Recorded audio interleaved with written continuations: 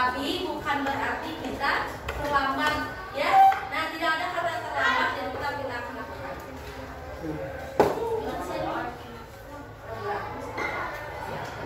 Waktu dibuka, satunya dibuka ya, ntar ya.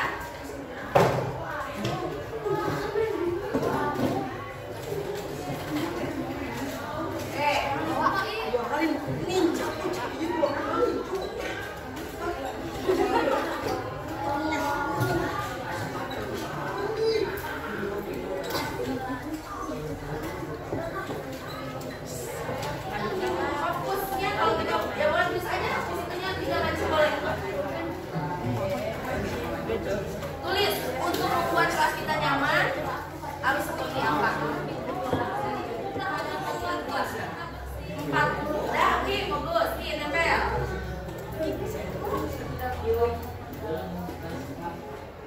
Bagus.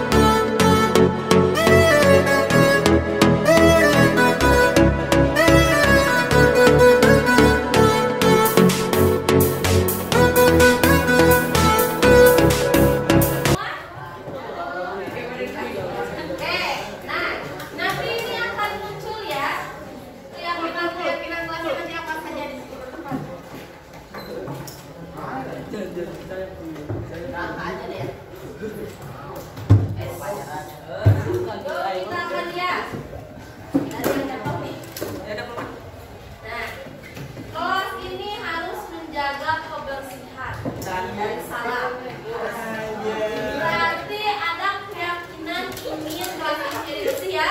Maka akan muncul keyakinan kelasnya adalah menjaga kebersihan.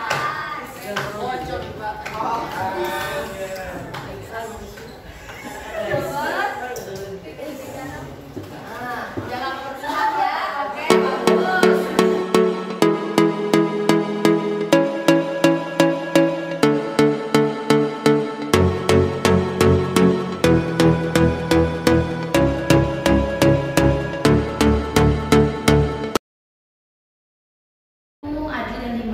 Waalaikumsalam.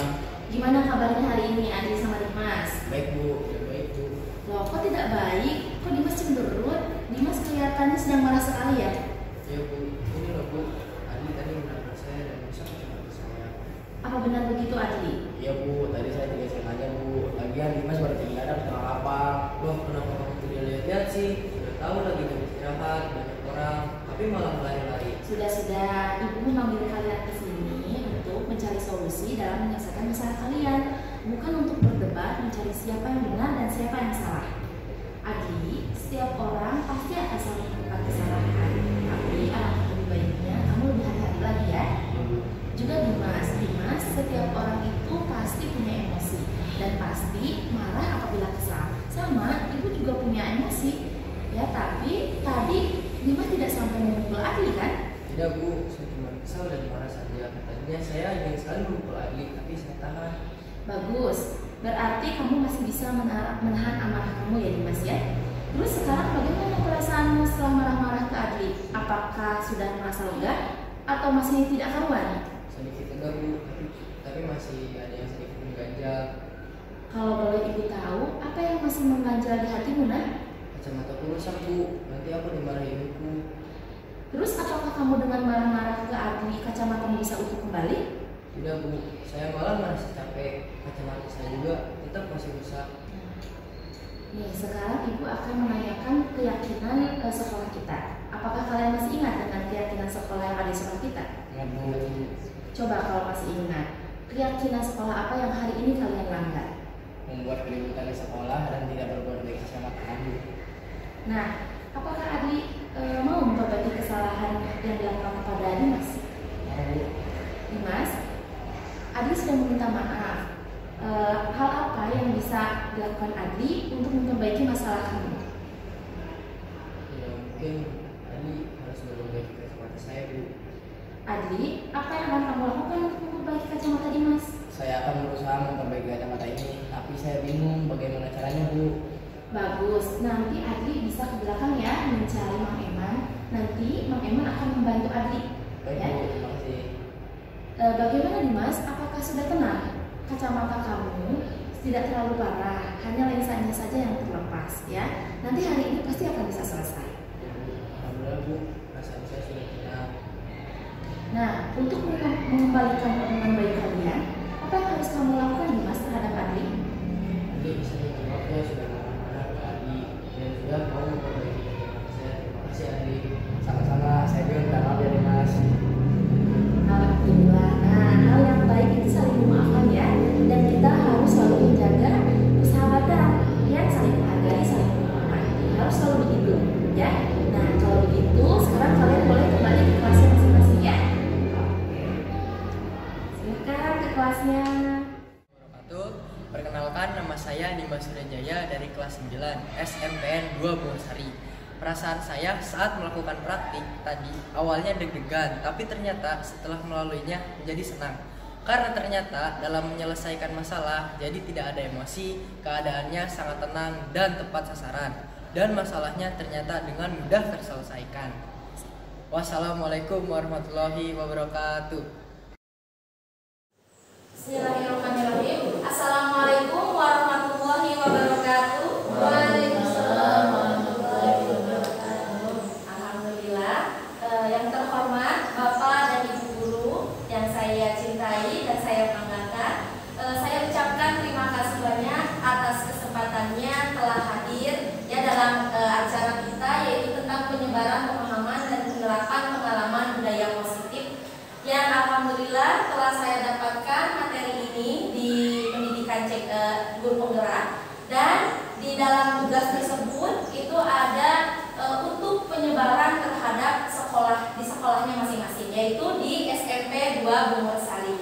Maka dari itu saya meminta izin sebelumnya untuk berdiri di sini, bukan untuk menggurui, bukan juga untuk yang sok tahu atau lebih tahu bahkan lebih hebat. Di sini kita sama-sama belajar, saya juga yang masih belajar, dan di sini nanti kita akan melaksanakan diskusi bersama-sama. Yang mudah-mudahan ilmu atau materi yang akan kita sampaikan, yang akan kita diskusikan bersama-sama ini bermanfaat. Mohon sebelumnya, amin, amin ya Tuhan. Mohon sebelumnya perkenalkan, saya Alma Amelia, calon guru penggerak angkatan ke-9 Kabupaten Purwakarta yang bertugas di SMP 2 Bungosari.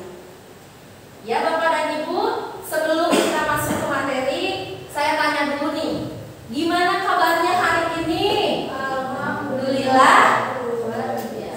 Allahu Akbar. Ya, seperti kita ke anak-anak ya.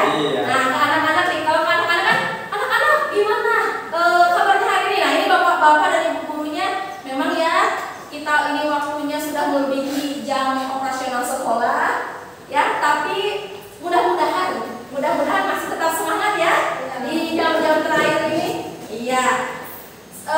Kita ulangi lagi ya. Ketika saya berkata, bagaimana kabarnya? Jawabnya seperti anak-anak ya. Alhamdulillah. Luar biasa. Allahu Akbar kan? Semangat. Oke. Bagaimana kabarnya hari ini Bapak dan Ibu? Alhamdulillah. Luar biasa. Allahu Akbar. Alhamdulillah. Tepuk tangan untuk SMP 2 Bungosari. Oke. Nah, tapi sepertinya masih pada ini ya, masih pada lesu tapi wajar ya. Wajar, mudah-mudahan dengan nanti ada sedikit ice breaking, motivasi sedikit ya, nanti akan muncul semangatnya lagi. Boleh ice breaking dulu ya sebelumnya ya? Oke. Siap ya Bapak dan Ibu ya? Kita akan mulai, akan ada lagu dulu.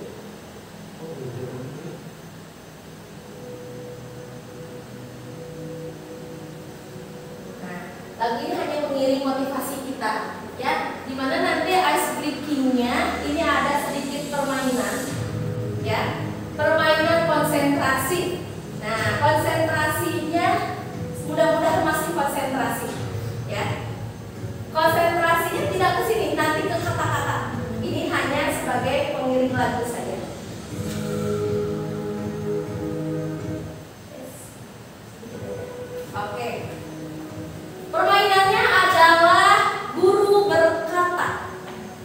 nanti dengarkan aba-abanya. Bapak dan Ibu harus mengikuti instruksi ketika ada kata-kata guru berkata. Untuk clue-nya. Ya, pokoknya. Kalau pokoknya instruksinya dilakukan kalau ada kata guru berkata. Siap? Oke, berdiri semuanya biar enak dulu. Oke. Siap ya, sudah mulai? Sudah enak? Siap. Oke. Sudah. Wih, mantap. Nah, kata-kata itu bagaimana? Kalau ada kata guru berkata baru lakukan ya. Siap. Guru berkata, angkat satu tangan kanan. Oke. Guru berkata, angkat tangan kiri. Nah, bagus. Guru berkata, turunkan tangan kanan. Iya. Guru berkata, dadah. Pinter, hebat. Guru berkata, turunkan tangannya.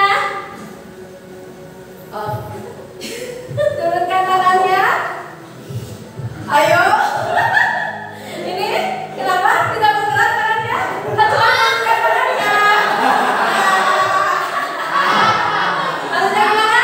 Begini ya. Hebat, Pak Adit, pendek lagi. Turun tangan. Wah, hebat, turun tangan. Ini kanan. Kan tidak ada kata guru. Siapa yang salah? Guru berkata tepuk tangan. Guru berkata berhenti dadahnya. Tadi tepukannya begini dong. Iya. Oh iya. Iya, berhenti. Oke. Bagus sekali, silahkan duduk. Guru berkata. Siapa yang berhenti? Artinya ada kata instruksi. Guru berkata, silahkan duduk. Hebat. Guru berkata tepuk tangan untuk semuanya. Guru berkata, silahkan duduk kembali. Lupa sama clue-nya tuh. Lupa ya dengan clue-nya. Oke, mudah-mudahan sedikit tapi bisa membuat menjadi lebih konsentrasi. Alhamdulillah. Sip. Siap ya, kita akan masuk ke materi yang akan kita sampaikan adalah tentang ini ya, budaya positif. Jadi kita sebagai pendidik itu harus memberikan suatu lingkungan ya yang positif tentunya. Positif itu pasti sudah tahu ya, baik untuk peserta didik juga warga sekolah kita. Nah, di sini saya akan menyampaikan konsep inti. Nah, di sini terlihat banyak sekali ya konsep inti yang akan kita sampaikan. Nah, walaupun banyak, insya Allah ini akan bermanfaat untuk kemajuan sekolah kita. Yang pertama itu nanti kita akan mengetahui sebelum ke budaya positif itu kita mengetahui dulu perubahan paradigma belajar. Kemudian yang kedua tentang disiplin positif dan nilai kebajikan. Nah, apa itu? Kok ada nilai kebajikan? Ya, nanti kita akan bahas. Kemudian yang ketiga ada teori motivasi. Jadi motivasi kita yang ada tumbuh pada diri kita itu memiliki ada teorinya. Seperti apa saja nanti akan kita lihat. Kemudian yang keempat, kebutuhan dasar manusia. Kita sebagai manusia, ya, makhluk hidup yang tentunya dalam manusia memiliki kebutuhan. Apa saja kebutuhan yang ada pada diri kita? Nanti dilihatnya bukan hanya kepada kita, tapi juga kepada peserta didik atau murid kita. Bahwa murid kita juga sama manusia. Mereka memiliki kebutuhan. Apa saja nanti akan kita sampaikan. Kemudian ada posisi kontrol guru. Kita sebagai guru harus memposisikan diri sebagai apa? Seperti apa? Keempat, keyakinan kelas atau keyakinan sekolah. Dan yang terakhir adalah segitiga restitusi.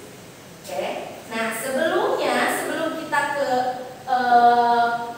budaya positif, saya akan mengajak Bapak dan Ibu untuk mengetahui paradigma baru dulu. Ya, jadi kita harus mengubah paradigma paradigma yang dulu ke paradigma yang sekarang. Karena sekarang ini kita berada pada kurikulum merdeka ya, Bapak dan Ibu ya, di mana kurikulum ini merupakan paradigma baru. Yang seperti apa? Yaitu yang pembelajarannya dengan paradigma baru itu merupakan pembelajaran yang dirancang berdasarkan prinsip pembelajaran yang berdiferensiasi. Ya, karena setiap murid itu memiliki karakter yang berbeda. Ki Hajar Dewantara berkata seperti itu. Setiap anak itu memiliki karakter berbeda dan kemampuan yang berbeda. Sehingga paradigma yang harus kita ubah itu harus ada prinsip pembelajaran yang berdiferensiasi. Sehingga para murid belajar sesuai kebutuhannya berdasarkan tahap perkembangan sesuai teori psikologi modern untuk mewujudkan profil pelajar Pancasila. Jadi tujuan utamanya jelas bahwa Merdeka Belajar itu adalah untuk mencapai profil pelajar Pancasila. Tentunya masih ingat nggak profil pelajar Pancasila? Masih ingat ya? Oh, boleh kita profil pelajar Pancasila dulu ya? Ya, masih ingat dengan lagunya? Boleh di sini Bu. Ada begini Bu. Oke. Nah, profil pelajar Pancasila itu itu harus sebagai tujuan kita ya. Nah, apa saja profil pelajar Pancasila? Boleh dipimpin Bu Hela, kita menyanyikan lagu profil pelajar Pancasila. Boleh yuk. Masih ingat ya? Oke, boleh. Siap. 1, 2, 3. Belajar Pancasila, beriman dan bertakwa pada Tuhan yang esa dan berakhlak mulia, berkebinekaan global, gotong royong mandiri, kreatif dan bernalar kritis. Terima kasih Wela. Nah, jadi yang menjadi patokan kita sebagai pendidik itu sudah ditentukan ya dengan adanya paradigma baru bahwa kita harus mewujudkan profil pelajar Pancasila. Yang tadi kita nyanyikan bersama, pertama adalah beriman bertakwa pada Tuhan Yang Maha Esa. Kemudian ada berkebinekaan global. Kemudian ada gotong royong, kreatif, bernalar kritis, mandiri ya. Nah, itu yang akan menjadikan nanti termasuk dalam nilai-nilai kebijakan yang harus dimiliki oleh seorang murid ya. Tentunya juga kita sebagai seorang pengajar. Oke, nanti kita lanjutkan. Kemudian sebelum masuk ke disiplin positif, di sini ada tentang teori kontrol. Nah, untuk kita bisa mengerti apa sih teori kontrol, nah kita akan coba lakukan ya. Ada kegiatan cobalah buka. Nah, di sini ada temennya ya. Bolehlah ini kelompok 1, ini kelompok 2. Yang di tengah adalah orang yang bertindak sebagai A. Ya, yang di tengah adalah sebagai A. Tugas si A adalah mengepalkan sarung tangannya. Oke. Kemudian coba Anda bayangkan yang di tengah ya, menyimpan sesuatu yang sangat berharga di dalam kepalan tangan Anda. Apapun itu yang menurut kalian berharga. Ya, apa? Jantung. Oke, di sini adalah jantung saya. Jantung. Nah, kemudian karena begitu pentingnya untuk kehidupan Anda tentunya ya. Kemudian tugas si B adalah teman di samping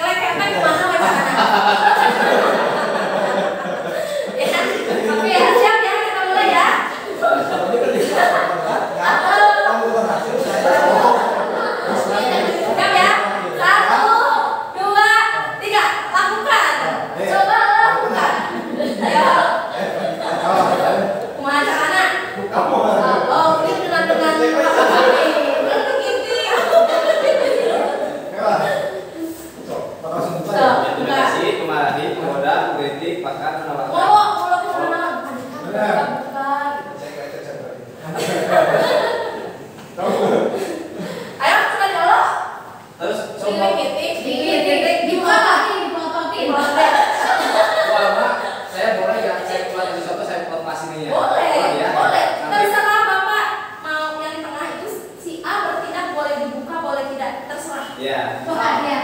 Bu Elis kalau semuanya. Oke. Saya melepasnya dengan ada intimidasi. Oke. Saya melepasnya karena saya diintimidasi, contohnya. Contoh boleh. Ya, itu nanti apa ya? Masukan ataupun kayak semacam apa namanya ya? Bukan masukan. Solusi biar saya diintimidasi dimarahi. Ya betul. Karena saya dibuka gitu. Ya. Siap, boleh itu kan sudah ini sendiri ya, tergantung kamu pengen buka apa. Ini dilepas karena saya merasa diintimidasi, contohnya. Boleh, siap. Terus satu lagi, saya itu kan ini yang apa beda ini namanya beda nggak? Perannya sama. Mencoba berarti suruh membuka kepala tangan Pak Dika. Ya, saya melepaskan karena saya diintimidasi, itu contohnya. Oke, sip. Oke, kita lihat di sini ya. Ya. Oke, ada diskusinya yang akan kita jawab. Coba buka kegiatan yang kita lakukan tadi sudah ya. Yuk kita diskusikan. Apakah Anda si A membuka kepala Anda? Tadi Pak Dika buka ya? Buka. Ibu buka nggak? Enggak. Buka. Kita tanya Pak Dika, kenapa Pak tadi buka? Karena saya diintimidasi. Nah, saya diintimidasi katanya. Terus, jadi saya buka ya? Oke. Ibu kenapa tidak dibuka? Teguh. Bagus. Punya? Ya. Pokoknya ini berharga buat saya ya. Gak mau nih saya mau dicari polototan, dikasih uang, tetap tidak Bu? Tetap tidak. Bagus. Kemudian, apakah si B tidak bisa membuat Anda membuka kepala tangan Anda? Tadi ya, kelompok ini tidak bisa membuka ya? Nah, sudah diapakan saja Bu tadi? Tadi dikritik, Dikelitik nggak bisa. dipelototin. Dikelitik nggak bisa. Tetap tidak bisa. Oke. Nah, dari tadi kegiatan yang dilakukan, dalam kegiatan ini sesungguhnya siapa yang memegang kendali untuk membuka atau menutup kepala tangan? Siap. Betul. Saya mau buka, saya mau tutup, itu tergantung dari diri saya sendiri, si A-nya. Ya, si A. Nah, kalau misalnya tadi, kenapa Pak Dika tadi membuka? Kan itu keinginan, maksudnya keputusan ya? Keputusan saya untuk membuka. Ya. Karena ada intimidasi betul. Berarti ada faktor dari dua. Nah, ada faktor dua. Ada tekanan dari itu. Betul. Tekanannya berarti faktor dua, eksternal. Nah, sekarang Bu Elis nggak buka nih. Mau ada tekanan apapun, tetap. Kenapa Bu? Dia betul. Karena punya pilihan yang kuat. Dia juga memiliki motivasi dari dirinya sendiri, dari intrinsik dirinya sendiri. Semua yang dilakukan itu bisa buka, bisa tidak, itu tergantung dari kontrol dirinya sendiri. Jadi, ketika kita ingin berubah, ketika kita ingin bergerak, ingin maju, siapa yang menjadi kendali? Diri sendiri. Betul. Tidak ada pengaruh dari orang lain, tapi kita sendiri. Maka dari situ, berangkat dari sini, nanti kita akan tahu ya bahwa teori kontrol menurut Dr. William Glasser. Dr. William Glasser itu psikiater dan pendidik ya. Nah, dia dalam kontrol teori yang dinamakan choice theory meluruskan beberapa miskonsepsi tentang teori kontrol atau makna kontrol. Jadi ada miskonsepsi, ada salah persepsi, ada salah komunikasi, salah pendapat. Di sini ada kata ilusi guru mengontrol murid. Kan di kita ini kadang sekarang berpikir yang mengontrol murid adalah guru, bukan guru ya, gitu kan ya. Cek guru kieu, murid guru kieu, ya kan? Nah, itu adalah miskonsepsi apa yang salah, makna yang salah. Tidak bisa anak bergerak atas kontrol guru. Anak atau murid bergerak harus kontrol dirinya sendiri. Nah, kemudian ini salah ilusi ini. Ilusi yang kedua bahwa semua penguatan positif efektif dan bermanfaat. Bahwa penguatan yang diberikan itu akan efektif dan bermanfaat. Tidak bisa, ya, karena memang harus ada dari diri anak itu sendiri untuk dia mau berubah, untuk dia mau berperilaku positif. Yang ketiga, ilusi bahwa kritik dan membuat orang merasa bersalah dapat menguatkan karakter. Nah, kita selalu ke anak misalnya pernah begini, membuat dia merasa salah. Itu akan membuat anak menjadi berkarakter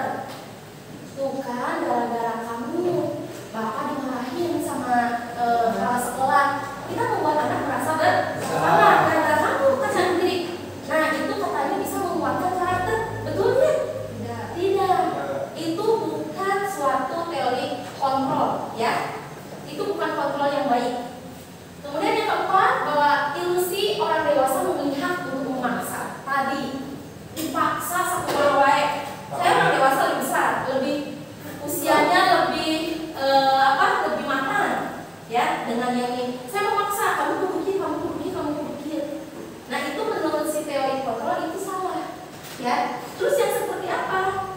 Ya, nah di sini kita harus mengubah dari paradigma stimulus respon ya menjadi teori kontrol, di mana katanya si Stephen berkata, bila kita ingin membuat kemajuan perlahan atau sedikit-sedikit, ubahlah sikap atau perilaku Anda. Ya, kalau kita mau berubah nih untuk kemajuan, siapa dulu yang diubah? Kita dulu. Ya, sikap atau perilaku kita dulu. Namun bila kita ingin memperbaiki cara utama kita, maka kita perlu mengubah kerangka acuan kita.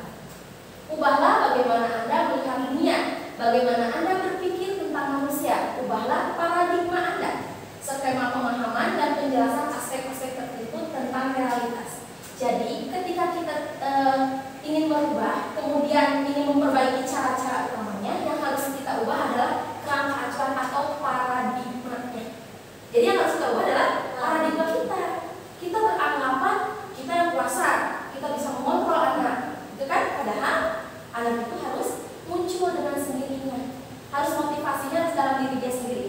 Jadi kita ini yang harus memunculkan motivasi pada diri anak, tidak kita yang membuat mengontrol. Ya, caranya paradigmanya harus kita ubah. Ya, satu berarti pada diri kita sendiri. Kalau kita sudah bisa merubah diri kita sendiri, enak kan? Enak ya. Jadi kita bisa berperilaku yang sesuai dengan yang dilihat dengan anak. Kan anak suka begitu, ibu nabi begitu. Ya, nah kita dulu yang harus diperbaiki. Paradigmanya kita hapuskan dulu. Sekarang paradigmanya bahwa anaknya merdeka. Paradigma baru tadi, ya anaknya berbeda, jangan disamakan. Karena tadi adanya diferensiasi. Oke, kemudian kita lihat nih. Nah, stimulus respon menjadi ke teori kontrol. Yang harus kita ubah adalah menjadi teori kontrol dari stimulus dan respon.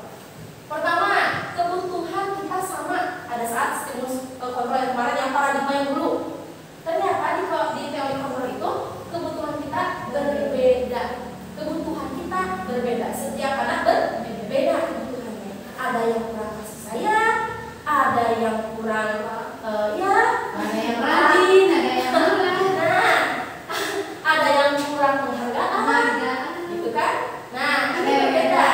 Jadi paradigma kita ubah. Oh, setiap orang itu kebutuhannya berbeda. Semua orang lihat hal yang sama, padahal setiap orang memiliki gambaran berbeda. Pasti setiap ketika ada masalah, gambaran atau pandangan kita berbeda, betul nggak? Ya, nggak semua sama. Contoh ya. Nah, boleh nih. Contoh ya. Dikatakan gambaran berbeda, kita seorang guru IPA. Kita menyajikan adalah suatu tanaman yang utuh dari akar, batang, daun dan bunga. Tapi setelah kita menunjukkan pertanyaan kepada anak itu saya memperhatikan nggak asal dari pertanyaan saya dan dia menjawab. Jadi pandangannya berbeda. Ada yang titik ukurnya pada buka, ada yang pada akar, ada yang pada batang. Tidak sama. Jadi ada yang menghafal keseluruhan, ada yang menghafal satu bagian saja. Betul, ya betul sekali Uli. Seperti itu. Jadi setiap orang itu memiliki gambaran yang berbeda dan itu tidak boleh kita salahkan karena setiap anak itu berbeda. Kemudian yang selanjutnya kita coba mengubah orang agar berpandangan sama dengan kita, harus sama dengan kita. Tidak bisa. Padahal harusnya kita berusaha memahami pandangan orang lain tentang dunia. Kita harus memahaminya. Kenapa dia seperti itu? Pasti ada alasannya. Apa? Ya kaitan lagi dengan kebutuhan. Karena kebutuhannya yang tidak sama atau berbeda. Betul. Terus orang lain bisa mengontrol saya. Itu ya.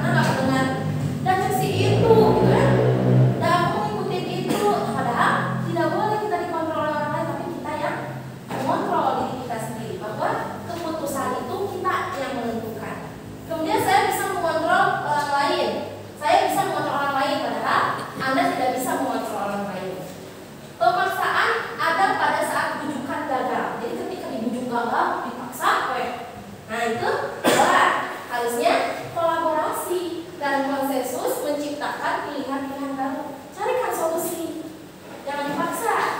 Anak munculkan solusinya apa? Model berpikir menang atau kalah, jadi ada menang dan kalah. Jangan, tapi model berpikirnya harus menang dan menang. Dua-duanya harus sama-sama menguntungkan, menang. Ya, jadi di sini ada paradigma yang harus kita ubah. Ya, paradigmanya dulu. Untuk begini ya, saya kan orang tua. ya, Saya dididik dengan guru yang lama. Beda dengan ya, sekarang. ya. Jadi suatu perintah itu harus menurut gitu ya. Suatu aturan itu harus mengikuti satu per satu secara kaku. Nah, sekarang kita di zaman sekarang di kurikulum yang baru kita paradigma kita harus berubah. Nah, langkah apa yang harus pertama kita termasuk pribadi saya sendiri dari guru kolonial ini teh. Nah, yang saya tanyakan, strategi apa yang mesti saya lakukan? Oke. Nah, itu ya. Nanti ini akan ada pembahasan berikutnya ya Uni. Nah, tapi di sini memang kita itu kurikulum akan terus berubah ya. Nah, kurikulum yang kita dapatkan sekarang ini berbeda dengan yang kita jalani sekarang ini berbeda dengan yang kita dapatkan dulu. Betul. Kalau dulu kan mulai ya ada hukuman, terus paradigmanya memang seperti ini. Sekarang berubah kenapa? Karena mungkin dari pemerintahnya juga melihat ini teknologi sudah berkembang dengan sangat besar sekali ya, dengan pesat. Jadi anak-anak sudah, kalau dengan menggunakan yang dulu ini tidak akan maju negara kita. Makanya pemerintah membuka kembali atau membuat kembali suatu kurikulum yang baru, di mana di sini anak itu sudah bebas, sudah merdeka, sudah bisa mandiri dengan mencari informasinya sendiri. Ya, sedangkan kita sebagai guru murid yang lama itu dengan seperti itu Kita banyak aku. betul. Nah, mungkin tadi ini langkah dan strateginya itu ini salah satunya ya, dengan kita membuka kembali tentang kurikulum, kemudian mengubah pandangan kita, sedikit-sedikit kita mengikuti, melaksanakan, menerapkan dengan adanya kurikulum yang baru ini. Sedikit-sedikit kita akan coba ya. Tentunya pasti ini semua itu tidak akan mudah ya, tapi dengan kita sudah tahu dulu Tapi mungkin teorinya, di sekarang untuk 10 tahun ke depan. betul, untuk menghasilkan tidak akan langsung ya. Kita tidak akan langsung mendapatkan anak yang wah langsung jadi baik gitu ya, tidak akan. Tapi kalau kitanya istiqomah, kitanya terus berjalan di teori yang berkembang sekarang ini terus diterapkan, insya Allah nanti juga anak-anak akan tumbuh mengikuti dengan apa yang selalu kita terapkan Ya, sesuai yang kita positifnya. harapkan. Amin. Betul, amin, mudah-mudahan. Makanya salah satu tujuan dari adanya tugas ini itu ya, agar kita mengetahui dan kita bisa menerapkan. Mudah-mudahan, amin. Oke. Nah, sekarang kita masuk ke makna disiplin. Disiplin. Coba sebelumnya pasti sudah mendengar kata disiplin, ya. Menurut Bapak dan Ibu, apa sih disiplin itu? Berapa waktu? Disiplin, taat. Nah, kemudian ada taat, betul, disiplin. Patuh, segala sesuatu yang harus dipatuhi. Terus bawa motor melengkapi semua kaca spion, lampu remnya, Betul. itu kan disiplin. Disiplin. Tujuannya untuk menyelamatkan diri Betul. sendiri. Ya, segala sesuatu yang sesuai dengan aturan. Iya. Ya, disiplin Iya, ya. sesuai dengan Biasanya. aturan. Nah, oke. Di sini katanya disiplin itu berasal dari bahasa Latin yang katanya itu adalah disiplina. Katanya nih, ya di teori ini, yang artinya belajar. Ternyata disiplin itu adalah belajar. Bukan harus menaati, tapi kita proses. Betul, proses kita belajarnya. Kata disiplin juga berasal dari kata disiplin, juga berasal dari kata-kata yang sama dengan disciple atau murid pengikut. Jadi ada pengikutnya, ada orangnya yang harus belajar. Nah, maka di sini dari kata-kata yang tadi, untuk menjadi seorang murid atau pengikut, seseorang harus paham betul alasan mengapa mereka mengikuti suatu aliran atau ajaran tertentu. Mengapa mereka mengikuti aturan tertentu? Itu harus tahu, sehingga motivasi yang terbangun adalah motivasi intrinsik.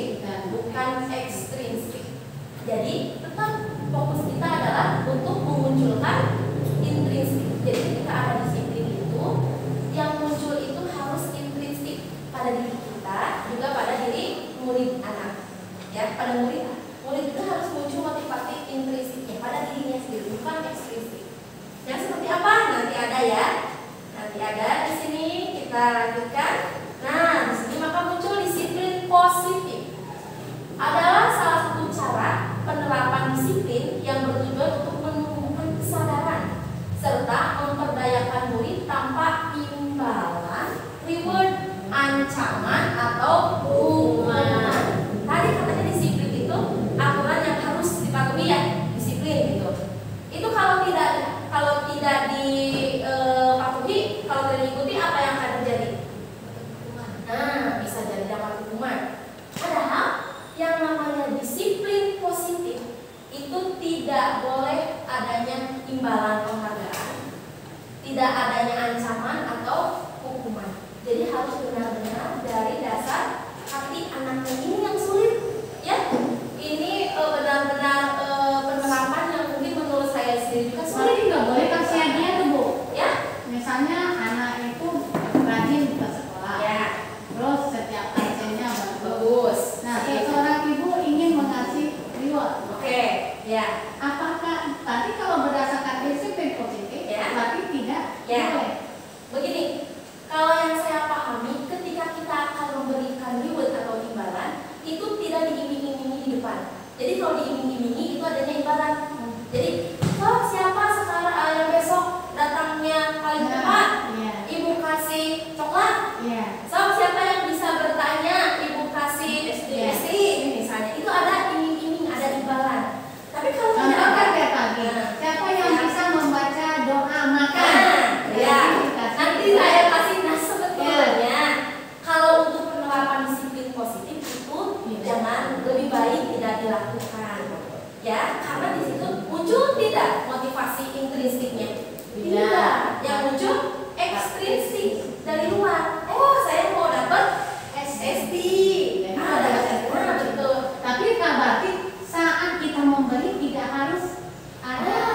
Dan tidak ada iming-iming. Iya, Tapi ketika kita lihat si anak ini mah tanpa diiming-imingi, tapi dia ini gitu ya, muncul dengan sendirinya, nggak ada iming-iming, boleh kita beri penghargaan.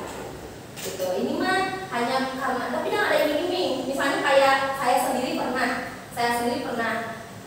ketika ulangan, kalau misalnya ulangan IPA itu yang nilainya 100 udah di depan, ini iming-iming di depan. Ketika nilainya 100 nanti bapak ibu kasih hadiah. Nah, ada kan semangat ya. Nah, tapi betul di situ kan tidak terjadi adanya disiplin positif. Disiplinnya itu tidak muncul dari dirinya sendiri. Jadi ketika tidak ada nanti hadiah, mereka kalau ada hadiah, baik ada satu mau nilai, gitu ya. Sehingga itu tidak efektif dan tidak disiplin positif. Ya, sip. Mengerti ya, Bapak Ibu ya? Ya. Kalau disiplin positif itu ternyata yang seperti ini, dan mudah-mudahan kita bisa, insya Allah pasti yakin sekolah ini mah anak-anaknya bisa melaksanakan disiplin positif. Oke, kemudian nah, sebagai pendidik tujuan kita apa sih? Sebagai pendidik kita tujuannya apa? Satu itu membentuk kepribadian manusia anak dari yang tidak tahu menjadi tahu. Betul. Membentuk pengetahuan anak yang dari tidak tahu menjadi tahu. Sip. Bagus. Ada lagi? Memanusiakan manusia. Nah, memanusiakan manusia, betul, menurut Ki Hajar Dewantara ya. Sip, betul. Nah, inti dari kita sebagai pendidik itu adalah menciptakan murid yang disiplin diri, sehingga mereka berperilaku mengacu pada nilai-nilai kebajikan universal yang dimiliki motivasi intrinsik dalam pengembangan perilaku ke arah yang lebih baik. Sehingga kita sebagai pengajar itu harus memunculkan motivasi intrinsik itu loh yang menjadi tugas berat kita.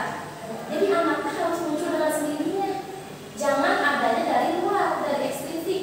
Kan kalau dari luar gampang ya, tinggal kita ngomong, sok kamu munte pak bawa topi di staff di situ misalnya ya.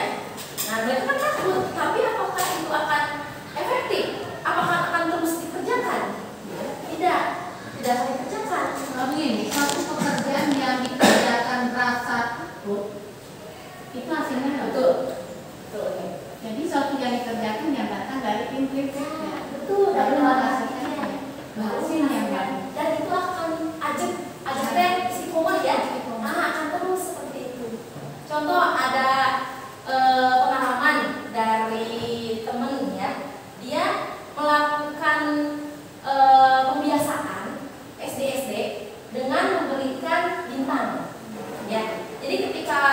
mau baris, so barisnya rapi. Kalau barisnya rapi dapat bintang, gitu kan ya?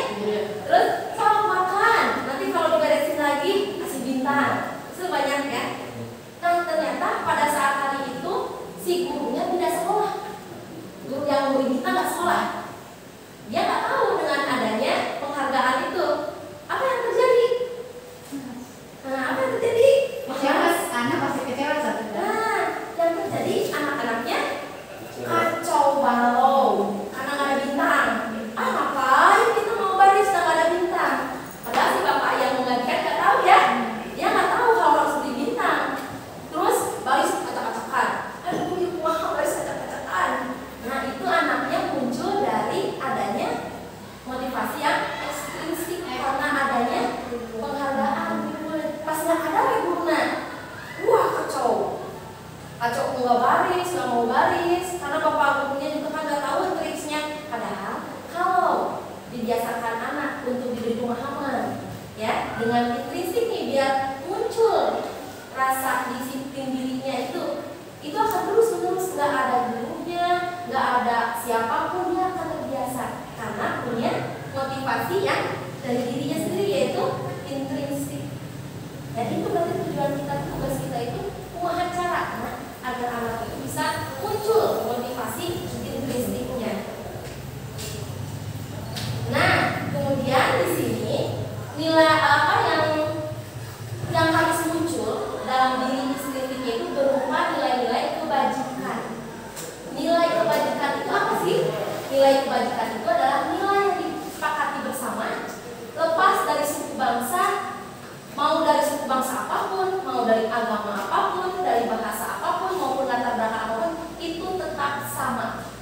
Ya, nih kita itu contoh nilai kebijakan kebajikannya itu sudah dipusatkan ya, sudah diarahkan kepada profil pelajar Pancasila bahwa anak itu harus memiliki nilai kebajikan seperti apa? Satu, beriman. Itu nilai kebajikan, nilai yang harus dimiliki oleh siswa. Nah, oleh murid, coba iman dan bertakwa. Kemudian nilai kebajikan apa lagi?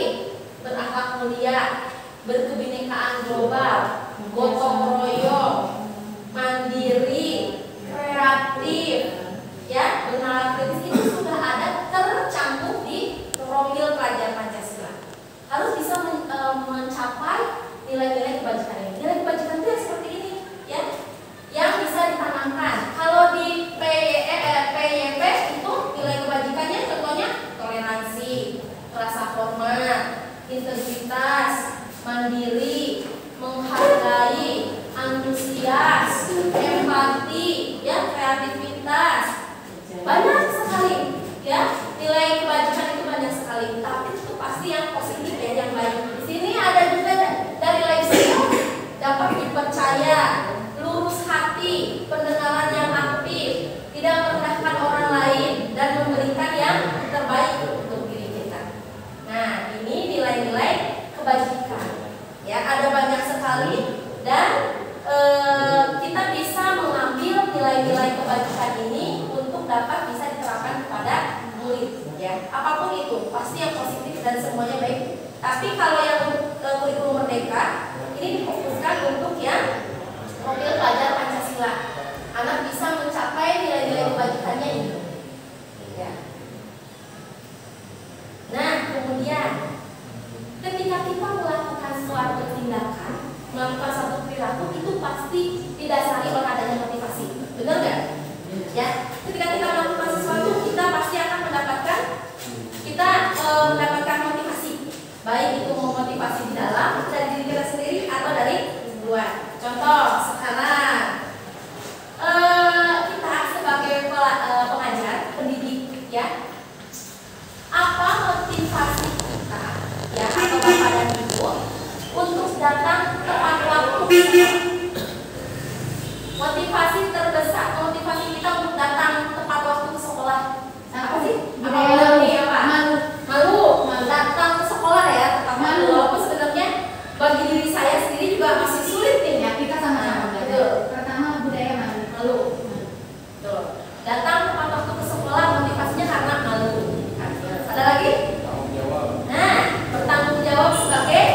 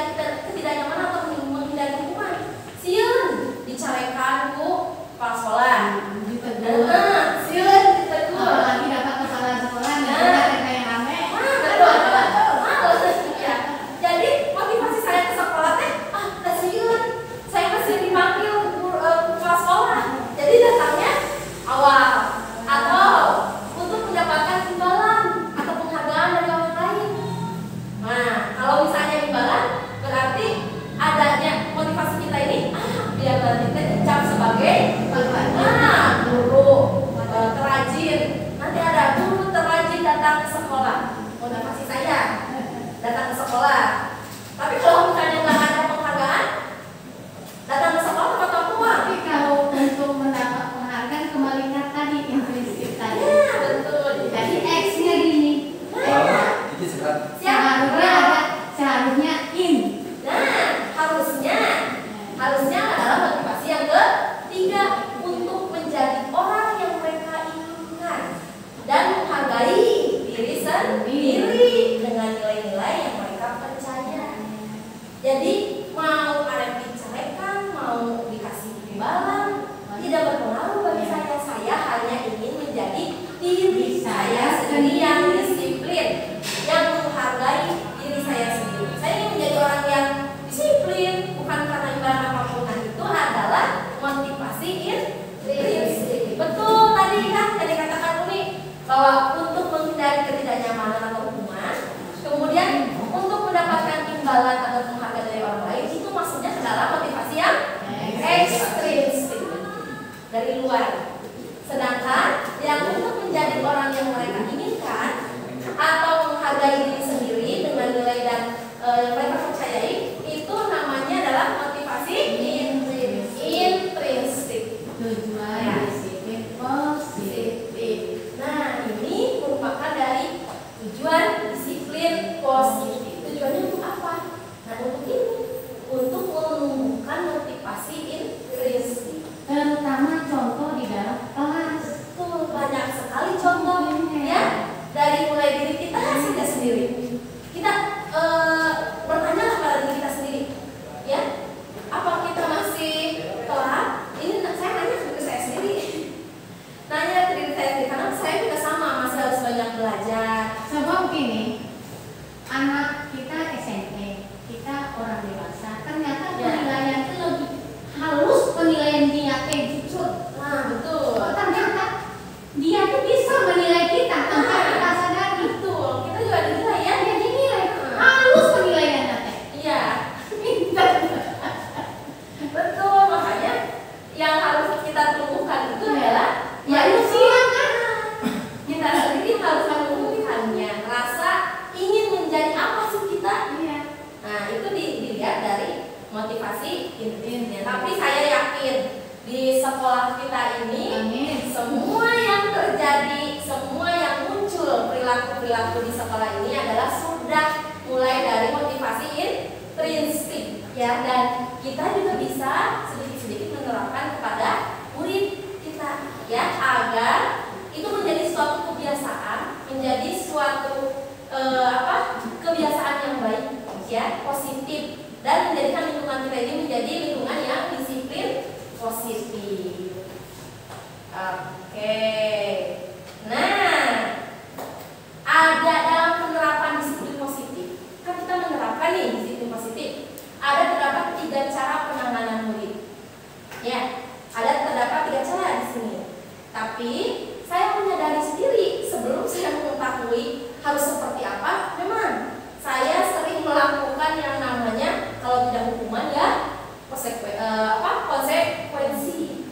Ini di sini dilihat bahwa dalam 3 cara penanganan itu ada yang hukuman, ada yang konsekuensi, dan ada yang restitusi. Yang seperti apa hukuman? Yang hukuman itu adalah yang tidak terencana atau tiba-tiba. Bener nggak yang namanya hukuman? Nggak direncanain kan? Anak nggak tahu. Emosi sesaat. Nah, tiba-tiba aja dia nggak ngerjain PR. Kamu nggak ngerjain PR? Bersihkan kamar nanti. Pusat. Nah, pusat misalnya. Mereka kan tidak direncanakan kan? Anak nggak tahu apa-apa kan? Tiba-tiba kejadiannya itu adalah hukuman tiba-tiba. Terus murid tidak tahu apa yang akan terjadi. Dia nggak tahu kalau misalnya saya nggak ngerjain PR, saya dimarahin. Dia nggak tahu. Tidak dilibatkan. Tiba-tiba push up.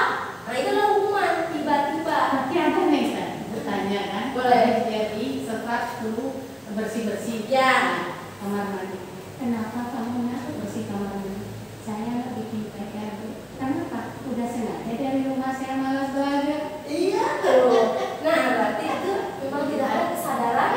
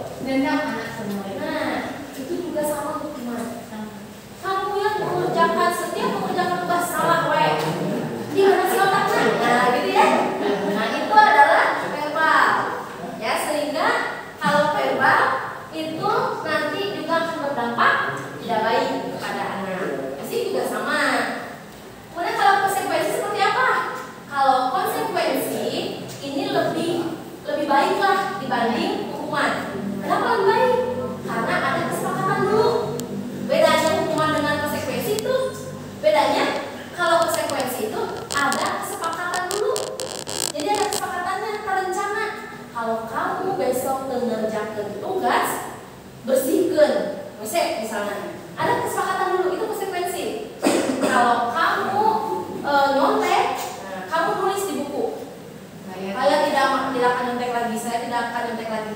Itu lebih baik dibanding hukuman, tapi tetap sama, murid tetap dibuat tidak nyaman, ya kan? Ada yang harus dia kerjakan, ada yang harus dia lakukan.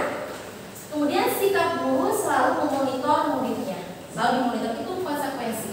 Nah, ternyata selain dari hukuman dan konsekuensi, ada satu penanganan murid yang namanya restitusi. Ya, seperti apa sih restitusi? Ada hukuman, konsekuensi, restitusi. Nah, yang restitusi ini di sini proses menciptakan kondisi bagi murid untuk memperbaiki kesalahan. Jadi di sini di restitusi itu diberikan ruang kepada murid untuk dia bisa memperbaiki kesalahannya. Jadi nggak langsung dihukum, tapi kita kasih ruang dulu di restitusi ini untuk memperbaiki dia kesalahannya. Kita tanya dulu alasannya kenapa, ya. Terus apa yang bisa kamu lakukan untuk memperbaiki kesalahan ini? Tanyakan pada anaknya. Solusi apa? Berikan solusi. Kita kan mau ada acara bawa makanan, bawa wadah air dan tempat makan. Mas, kebetulan di kelas D ada beberapa anak laki-laki yang tidak pernah membawa, udah dihitung udah 4 kali. Oh, kali Udah 4 kali. Jadi sang guru mengusulkan dipisahkan dari kelompok yang membawa ransel. Terus setelah itu sudah selesai, masuk ke kelas, saya masuk. Kamu tadi dipisahkan, ya Bu. Apa perasaanmu? Malu. Kenapa malu? Perasaan itu jauh beda. Nah, satu malu. Yang kedua, oh ya harus karena dari kata saya solusinya, nanti yang penting kamu bawa tempat makan, bawa tempat air, walaupun kosong. Yang penting meja ada, yang penting meja ada, tidak dihukum, kamu bebas dari batin dulu. Iya. Ya banyak tuh 4 orang Seperti itu ya. Nah, betul. Yaitu untuk menghindari, berarti motivasi yang muncul, motivasi apa? Ekstrinsik, ya kan? Untuk menghindari biar terhukum. Jadi beli balik-balik walaupun ada. Padahal harusnya yang muncul itu adalah saya harus bawa makan. Kalau saya nggak bawa makan, saya lapar, saya pusing, saya sakit. Ini untuk kesehatan. Nah, itu harus ditanamkan. Dengan cara bagaimana pun ditanamkannya? Nah, dengan cara nanti dengan melakukan restitusi. Kumaha caranya? Caranya nanti akan ada di pembahasan selanjutnya dengan menggunakan langkah segitiga restitusi. Nanti ada cara-caranya. Si anaknya dipanggil, diajak ngobrol. Nanti ada caranya di yang terakhir ya. Nah, ini kemudian di restitusi ini juga ada proses kolaboratif yang mengajarkan murid untuk mencari solusi sendiri sampai menghasilkan solusi, bukan sampai menghasilkan hukuman. Kalau hukuman nggak selesai, nggak ada solusinya, nah, betul. Lagi dan lagi. Nah, sebuah pendekatan untuk menciptakan disiplin positif ini adalah disebut dengan restitusi. Sehingga ketika kita ingin menciptakan disiplin positif, berarti kita mencoba untuk tidak melakukan hukuman, juga konsekuensi, tapi mencoba untuk menerapkan yang namanya restitusi. Ya, seperti apa caranya? Akan ada nanti di pembahasan selanjutnya. Oke, kita lanjutkan kebutuhan dasar manusia.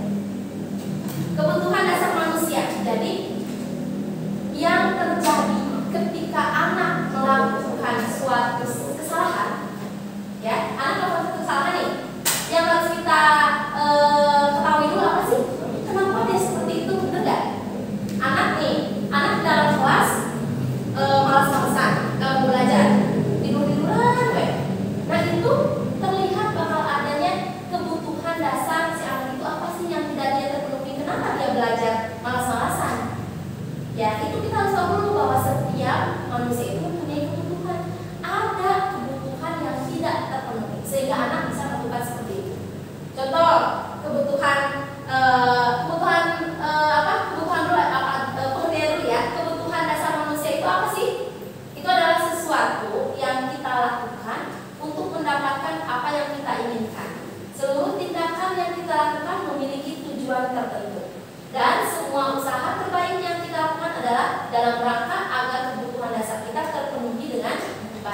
Jadi segala sesuatu yang kita butuhkan dan yang kita inginkan, apa saja yang paling mendasar yang harus ada dari dalam manusia. Itu ada berapa? Ada yang tahu?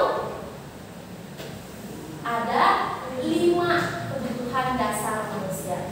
Anak kita, murid kita juga manusia. Kita sebagai pengajar juga manusia. Sehingga tadi yang dikatakan Ki Hajar Dewantara ya, memanusiakan manusia. Manusia itu mempunyai 5 kebutuhan dasar. 1 adalah bertahan hidup. Kita punya kebutuhan bertahan hidup. Contohnya apa? Makanan, butuh kan? Kebutuhan kita. Pakaian, tempat tinggal, keamanan, kesehatan, keselamatan. Contoh, ketika anak melanggar aturan, dia pergi ke warung misalnya dari sana. Kenapa dia melakukan itu? Karena ada alasannya. Ada kebutuhan yang tidak dia terpenuhi. Apa kebutuhannya? Contoh bertahan hidup. Kenapa? Ada saya lapar, Bu. Makanan kebutuhan dia untuk bertahan hidup. Jadi saya tadi ke warung bola misalnya. Nah, berarti ada alasan-alasan anak melakukan seperti itu karena adanya kebutuhan yang tidak terpenuhi. Yang kedua, kasih sayang dan rasa yang diterima ini saya rasakan banyak sekali di murid kita ya. Ini sangat banyak sekali kasih sayang dan rasa diterima. Apa sih seperti apa? Seperti rasa diterima, seperti rasa diperdulikan, perhatian orang tua itu banyak sekali. Terus kerjasama, menjadikan bagian dalam kelompok dia. Kadang kan tidak termasuk kelompok, dijauhi gitu ya. Sifat tidak dikucilkan. Nah, begitu ada yang Minta dikucilkan. Itu kan rasa tidak diterima. Ya, karena kekurangannya itu, tapi sekarang enggak. Nah, betul. Ketika misalnya anak di dalam kelas tidur-tiduran, malas ya, atau dia ngelamun aja, kan kita nggak sama kita, atau tanpa kita tanya dulu, kamu tuh yang malas-malasan wae, belajar bener, padahal tanya dulu dia punya kebutuhan. Oh ternyata di rumahnya itu dia tidak ada kasih sayang. Gimana mau belajar, gimana mau sekolah? Nah berarti dia butuh apa? Butuh kasih sayang. Apa yang harus kita lakukan? Nah ini kebutuhan-kebutuhan ini yang harus nanti kita selalu perhatikan terhadap anak. Bertahan hidup, kemudian kasih sayang dan rasa diterima, kemudian ada penguasaan. Penguasaan itu adalah harga diri, keinginan untuk dianggap, memimpin, berprestasi, diakui, didengar, ya itu kebutuhan manusia. Ada juga kebebasan, itu mandiri, memiliki pilihan. Kadang kita harus memberikan pilihan kepada murid kita. Jangan dipaksa, jangan dipaksa kamu harus kayak saya mau membuat suatu tugas. Kasih pilihan. Kalian mau bentuknya apa?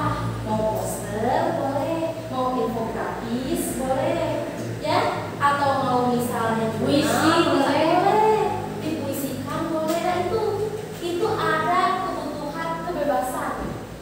Jadi ada anak yang nggak suka, aduh mah, air nanti menjak nanti bikin laporan deui.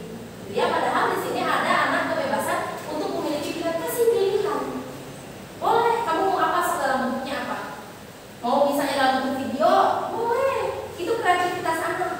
Kalau di Merdeka Belajar itu berikan kebebasan pada anak untuk melakukan karena ada kebutuhan dasarnya yaitu kebebasan. Kemudian ada kesenangan, bermain, humor, antusiasme, kemudian tertawa. Itu kebutuhan juga ya. Jadi ketika kita akan menanyai atau menyelesaikan permasalahan itu, ada kebutuhan dasar yang dimiliki oleh manusia. Itu ada 5. Ini ya. Oke. Kemudian yang selanjutnya adalah posisi kontrol guru. Ya. Di sini kita sebagai pengajar harus memposisikan diri seperti apa? Kita sebagai pengajar harus posisi kontrolnya harus seperti apa? Ada apa saja sih posisi kontrolnya? Pertama, ada sebagai penghukum. Dari kata-kata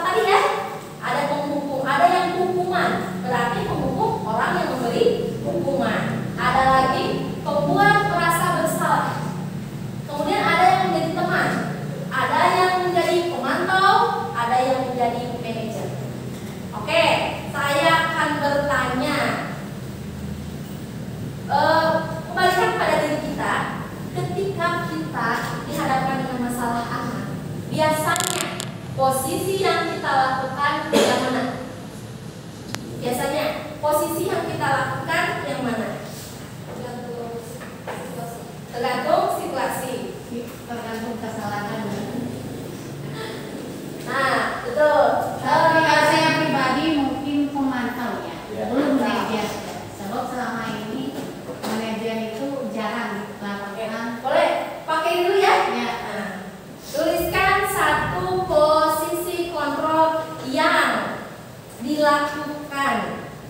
Ini tidak tidak mengintimidasi atau tidak apapun ya. Ini untuk pembelajaran agar tahu. Untuk bahan diskusi yang pasti. Ketika kita dihadapkan dalam suatu masalah anak, ya, itu biasanya yang akan saya lakukan biasanya. Walaupun nanti seperti apa sih membuat merasa bersalah, nah, seperti apa sih menjadi teman, seperti apa sih menjadi pemantau, tapi ini yang sering dulu dilakukan. Sudah? Oke. Sudah? Boleh. Sebagai teman, sebagai teman, sebagai teman, apa? Sebagai teman, sebagai pemantau, sebagai merasa bersalah, membuat merasa bersalah. Oke. Ini banyak kan sebagai teman? Ada yang banyak sebagai teman. Oke. Saya ingin minta satu yang sebagai teman. Siapa yang akan menjelaskan seperti apa sebagai teman? Boleh. Siapa yang tadi salah sebagai teman? Boleh, Pak. Pak, boleh Pak. Biasanya sebagai teman itu gimana Pak? Misalnya. Citi dulu di sini. Oh, iya.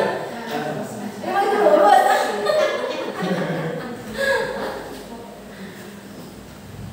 Ya misalnya lagi pada berisik nih ya. Oke. Coba tolong bapak nggak jangan berisik dulu biar pelajaran jadi kondusif. Bisa. Ya, sip. Tolong, boleh nggak Bapak minta tolong gitu ya? Nah, ada kata-kata itu tuh. Iya, sip. Oke, bagus Pak. Kemudian yang merasa bersalah, pembuat merasa bersalah. Gimana Bu? Contoh kalimatnya itu kamu kok gitu, ibu jadi capek. Iya betul. Betul. Kamu mah itu kan jadi capek, cuma jangan kayak gitu ya. Nah, sip. Biasanya begitu ya. Nah, oke. Pemantau. Kalau pemantau ini, ibu ini ya, terus udah juga nggak dilakukan, ada apa? Dipantau ya. Ada apa Neng? Ada apa kan? Gitu ya. Yuk bisa belajar nggak? Ya malas Bu katanya, nggak ngerti. Oh iya, berarti kurang mengerti. Ayo kita ulang lagi materinya. Ya, bagus betul dipantau. Nah, oke, sekarang kita lihat ya. Ada satu contoh, ini contoh penerapan 5 posisi kontrol guru. Ya, kasusnya siswa tidak memakai atribut lengkap saat upacara bendera. Kalau posisi kita sebagai pemukul akan seperti apa? Ya, kamu nggak bawa topi misalnya, sok enak teman ke bendera selama 1 jam. Nah, itu posisi sebagai pemukul. Tidak ada ya seperti ini di kita ya.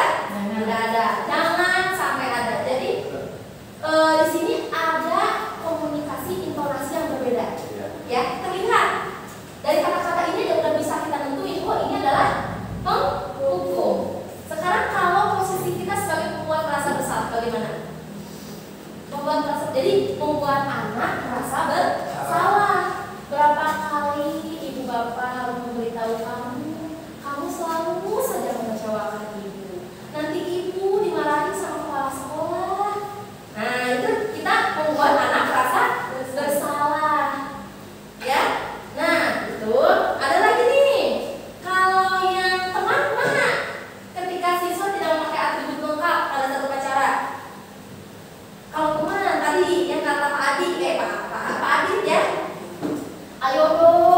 bantu bapak, gitu kan? Ayo dong ikuti aturan sekolah, tolong bantu ibu bapak ya sekali ini. Nah kayak gitu kan, jadi kayak ke teman. Kata-kata bahasanya seperti ke teman. Ayo aku bantu bapaknya, pakai hela, bawa hela topina kayak isukan, bawa di topina, gitu ya? Simpan aja di dalam tas, keluarin. Betul. Nah itu seperti kita ke teman.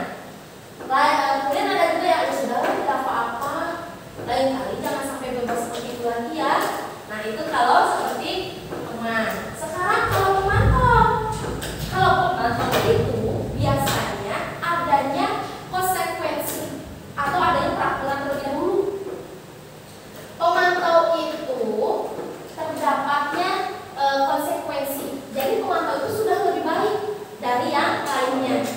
Pemantau sudah lebih baik dibandingkan penghukum, pembuat merasa bersalah, dan teman, karena ada peraturan, ada kesepakatan dulu sebelumnya, sebelum ada konsekuensinya. Nah di sini jadi kalau pemantau selalu dikaitkan dengan konsekuensi. Kamu sudah melanggar peraturan sekolah, kamu tahu konsekuensinya. Setelah upacara kamu beri atribut ke koperasi dan jangan diulangi lagi ya. Nah itu kalau memantau. Jadi sudah ada yang namanya kesepakatan terlebih dahulu. Sekarang kalau manajer, nih manajer itu tadi menerapkan yang namanya restitusi. Jadi ketika kita menjadi posisi manajer, di sini kita akan memberikan solusi kepada anak. Kumaha cara menyelesaikannya? Kata-kata yang bisa terungkapnya adalah apakah kamu tahu kesalahanmu? Kira-kira bagaimana kamu memperbaiki kesalahanmu? Jadi dari kata-katanya lebih lembut, lebih mengarah ke anak agar mau memperbaiki kesalahan, terus membuat kesepakatan solusinya soal kamu mau gimana biar kamu memperbaiki kesalahan kamu. Jadi akan tumbuh, akan timbul motivasi pada dirinya. Kasih tahu kenapa kamu tidak boleh begini, kamu tidak boleh begitu. Dikasih tahu. Ya. Kemudian, nah ini ada contoh posisi kontrol. Coba kita lihat. Di sini ada posisi kontrol. Apakah aku ada di posisi kontrol apa? Nih kalau kata-katanya begini. Apa rencanamu untuk menyelesaikan masalah ini? Apa tuh? Manajer. Oke, manajer. Yang lain? Apakah penghukum? Manajer. Apakah pembuat merasa bersalah? Teman? Teman bisa, Pemantau? pemantau juga bisa. Apa manajer? Yang pusatnya manajer. Manajer. Oke, siapa yang mau memberitahu kenapa ini manajer? Ayo, kenapa ini manajer? Cirinya apa sih? Ini menimbulkan dari insting tadi. Nah, satu, adanya motivasi intrinsik pada anak. Nanti si anak menyadari, oh saya salah pokoknya. Terus, saya harus memperbaiki kesalahan itu. Atau terus diberi ruang untuk menyelesaikan masalah. Nah, betul, dua cirinya. Dikasih ruang untuk menyelesaikan masalah.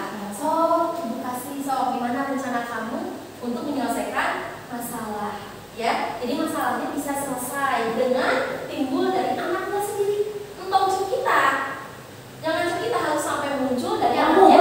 Nah, kalau cuk kita, sampai tidak ke hukuman atau ke konsekuensi. Kalau dari dia aja kan, muncul dari dia sendiri. Gitu. Ada lagi nih.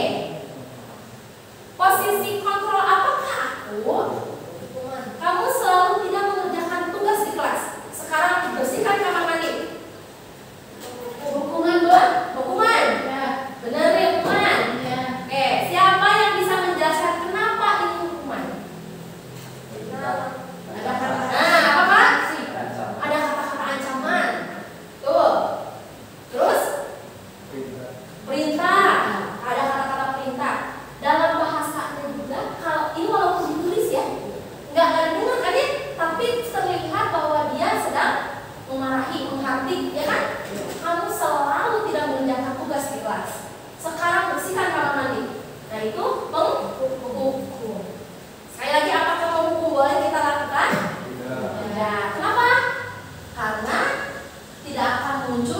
motivasi intrinsik.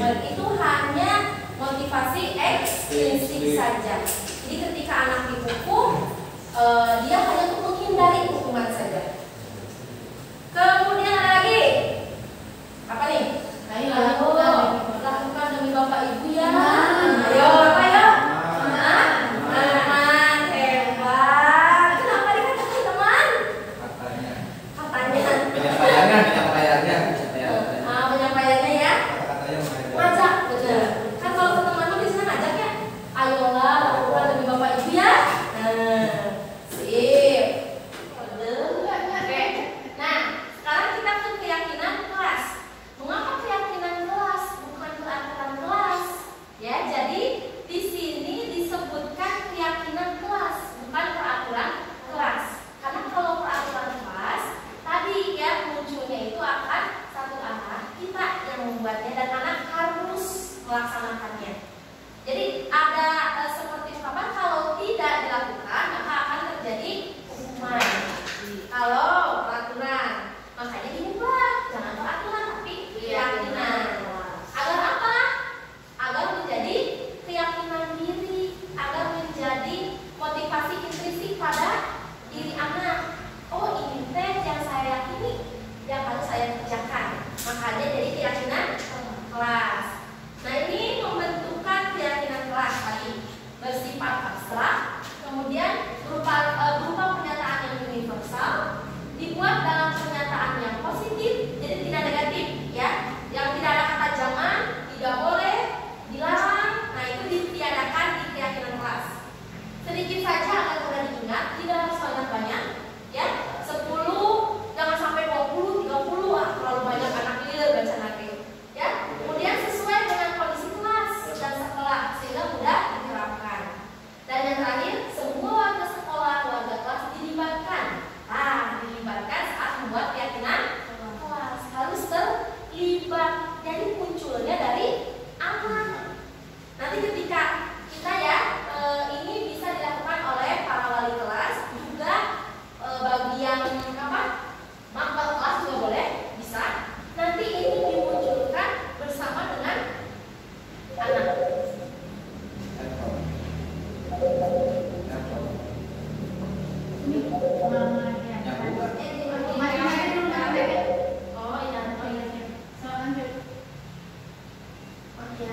Nah, ini nanti dimunculkannya dari anak, ya. Jadi si anak yang menumbuhkannya.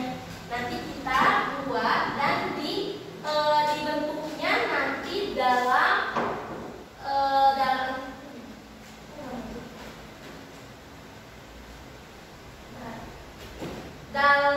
nilai-nilai kebajikan, ya. Nah, nanti nilai-nilai kebajikannya di sini nih. Jadi nanti keyakinan kelas itu yang muncul itu adalah nilai kebajikannya, disiplinnya. Nanti nih dari yang ditemukan oleh murid menginginkan adanya disiplin waktu. Jadi datang tepat waktu atau datang tepat waktu ke kelas. Kemudian disiplin dalam berseragam, memakai seragam sekolah yang sesuai dengan hari. Misalnya keinginan anak tuh dari kata-kata datang tepat waktu, kemudian memakai seragam sekolah, itu nilai kebajikan yang munculnya apa?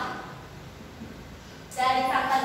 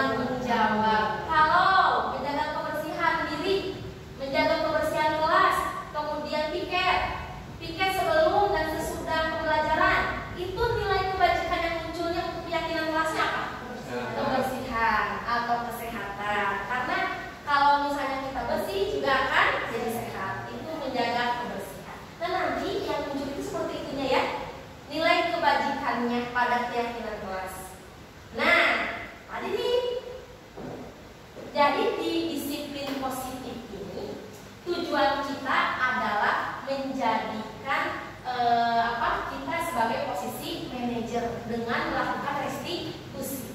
Nah, caranya gimana tadi? Tadi kan ada pertanyaan di awal ya. Masih caranya biar kita melakukan restitusi, yaitu dengan cara melakukan segitiga restitusi. Segitiga restitusi itu seperti apa? Nih, segitiga restitusi ini yang pertama menstabilkan identitas. Jadi kita stabilkan dulu identitasnya. Kemudian memvalidasi tindakan yang salah. Dan yang ketiga itu menanyakan keyakinan. Kos kumaha menstabilkan identitas ini seperti apa? Menstabilkan identitas itu adalah membuat kesalahan bagian dari proses pembelajaran. Jadi ketika anak salah, jadikan itu sebagai proses pembelajaran. Ya, bukan jadi hukuman. Betul, bukan dijadikan hukuman, tapi jadikan itu sebagai proses dia belajar. Dengan cara apa? Menstabilkan identitas itu akan muncul kata-kata berbuat salah itu wajar. Nah, itu kita stabilkan dulu. Nah, memang berbuat salah itu wajar. Itu jadikan kesalahan itu sebagai pembelajaran. Atau tidak ada manusia yang sempurna. Nah, jadi kita pertama itu dipanggil anak-anak. Sudah dipanggil anak-anak, kita satu menstabilkan dulu identitas. Kamu tadi kenapa? Tadi saya belum Bu, yang si A misalnya. Nah, kita stabilkan dulu. Nah, berbuat salah itu wajar. Gak ada manusia yang sempurna. Nah, bikin si anak itu menjadi tenang dulu. Menstabilkan dulu identitas. Jadikan kesalahan menjadi proses pembelajaran. Atau ibu bapak juga pernah kayak gitu, wajar kamu marah. Ibu bapak juga suka marah. Nah, gitu dulu. Itu menstabilkan identitas, ya. Nah, terus setelah menstabilkan identitas, yang kedua itu adalah validasi tindakan yang salah. Di sini kita berupaya memenuhi kebutuhannya. Kan tahu ya tadi ada 5 kebutuhan. Nah, kita penuhi dulu, kita cari tahu dulu kenapa si anak itu melakukan seperti itu, apa kurang kasih sayang, ya? Dengan kata-kata apa? Nih, kamu pasti punya alasan kenapa kamu melakukan hal itu. Ya. Jadi kalau dengan restitusi nggak ada rasa emosi, nggak ada amarah ya. Jadi pelan-pelan anak hadir. Jadi pasti kita jadi guru harus jadi malaikat ya, bukan jadi malaikat yang kalau ada problem yang ini jauh itu dari diri kita sendiri dulu ya, betul ya? kecil Terus kata lainnya juga, padahal kamu bisa melakukan yang lebih buruk. Ibu yakin bisa, tapi kamu tidak melakukannya. Kenapa? Kan dia kan berarti ya karena saya tahu itu salah. Nah, itu kamu tahu kamu salah. Muncul gitu dari anaknya sendiri. Terus kamu melakukannya karena mempertahankan sesuatu yang penting bagimu kan? Nah, jadi kita enak. Jadi itu menstabilkan dulu tindakan yang salah. Dia harus menyadari bahwa dia salah. Terakhir nih, terakhir baru menanyakan keyakinan. Kita sudah buat keyakinan nih di kelas. Kita tanyakan keyakinannya. Nih, bahwa pada dasarnya kita termotivasi secara intrinsik. Kita punya keyakinannya. Kamu tadi melakukan kesalahan. Coba keyakinan kelas apa yang kamu tadi langgar? Bu, tadi saya melanggar, oh iya, kan udah